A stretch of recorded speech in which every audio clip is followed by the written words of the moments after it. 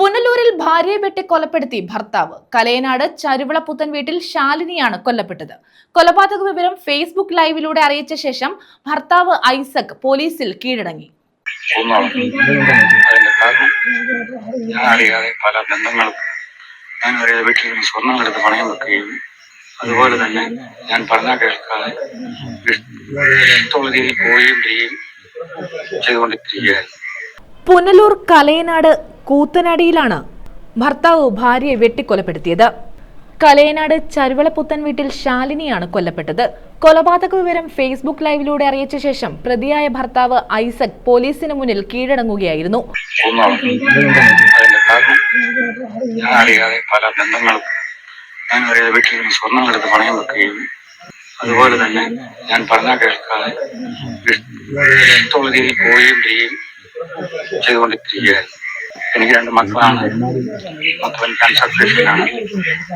അതിലൊന്നും ഒരു വിഷമവുമില്ല. ആഡംബര ജീവിതം നയിക്കണം. ഉണ്ടാക്കി മുതലെല്ലാം നശിപ്പിച്ചു. ഇപ്പോൾ അവൾ അമ്മയുടെ കൂടെ പോയി താമസിക്കുകയാണ്. കൂടാതെ എനിക്ക് വിഷമമില്ല. ഞാൻ കഷ്ടപ്പെട്ടുണ്ടാക്കിയ വീട്ടിലാണ് ഞാൻ താമസിക്കുന്നത്. അവിടെ ഇരിക്കുകയും അവിടെ വന്നിട്ട് ആ വീട്ടിൽ നിന്ന് ഇറങ്ങിത്തരണമെന്നും ഒരു 5 പൈസയുടെ മുതൽ അവർക്കില്ല. അതുപോലെ എനിക്ക് വിഷമമില്ല. എങ്കിലും 1-2 വണ്ടി പഠിപ്പിച്ചു, വണ്ടി മേടിച്ചു കൊടുത്തു.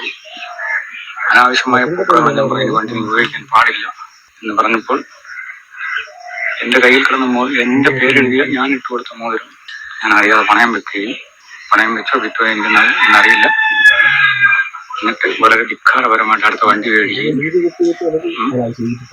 കുടുംബ പ്രശ്നങ്ങളാണ് കൊലപാതകത്തിലേക്ക് നയിച്ചതെന്ന് പോലീസ് പറഞ്ഞു.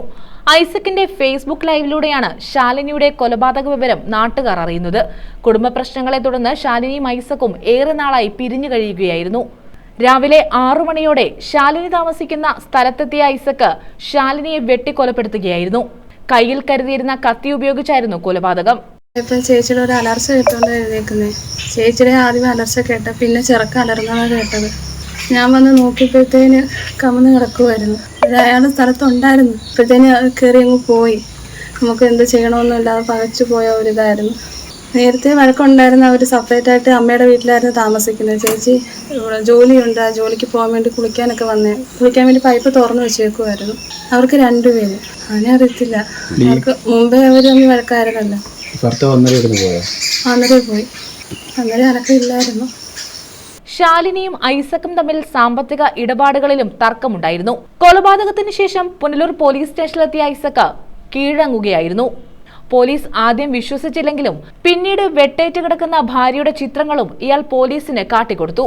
ശാലിനിയുടെ മൃതദേഹം ഇൻക്വസ്റ്റ് നടപടികൾക്ക് ശേഷം പുനലൂർ താലൂക്ക് ആശുപത്രിയിലേക്ക് മാറ്റി.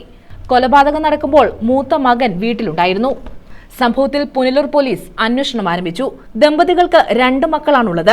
ശാലിനി കാര്യറയിലെ സ്വകാര്യ സ്കൂളിലെ ആയയായി ജോലി ചെയ്തു വരികയായിരുന്നു. News bureau, Punalur.